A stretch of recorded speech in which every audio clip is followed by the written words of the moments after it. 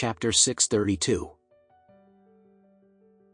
Stephen could not help but feel a little worried when he thought about this. He could tell that Fury truly hated the person who had had a run-in with Katza.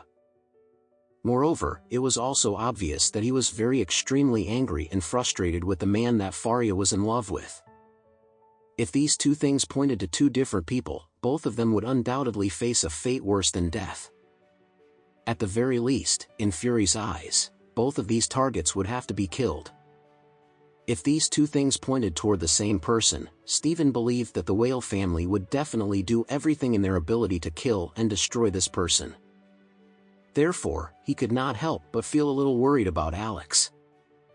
Even though he knew that Alex was very strong and capable, he was still worried that Alex would be facing a lot of trouble when he faced a powerful and influential family such as the Whale family.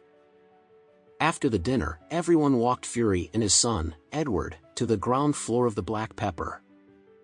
The several dogs, including Link, insisted on accompanying Fury and Edward all the way to their parked car in the car park. Stephen, Hazel, and Matthew did not go along with them. After bidding farewell to Fury and Edward, the three of them exchanged glances with one another before they went back into the Black Pepper.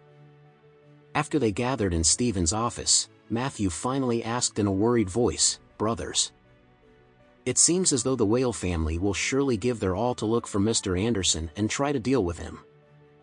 What should we do?" Hazel sighed before he said, "Although Faria's thoughts and feelings for Mr. Anderson are obvious to all of us, I think that only a few of us know about this. No outsiders know about this matter." Stephen waved his hand before he said, "If the Whale family really wants to investigate and look into this matter, I don't think that we will be able to hide this from him for much longer. Furthermore, I think that we are not the only people who know about Miss Adair's feelings and affection for Mr. Anderson. Everyone working for the Adair family will definitely know about this matter. Besides, anyone who has seen or witnessed Miss Adair's interactions with Mr. Anderson would also be able to tell that she has feelings for him." At this time, Stephen added grimly, "I am not only worried about this matter." After he spoke, Stephen looked at Matthew before he asked, "Mr. Lane, is your daughter, Miss Daisy, currently studying at the Oris University?" "Yes," Matthew smiled as he said, "the Oris University is one of the best financial universities in this country. Among all of their subjects, I heard that the business management major at this university is simply fantastic. I really want her to be able to have a good business management study experience so that she will be able to help me with the family business in the future."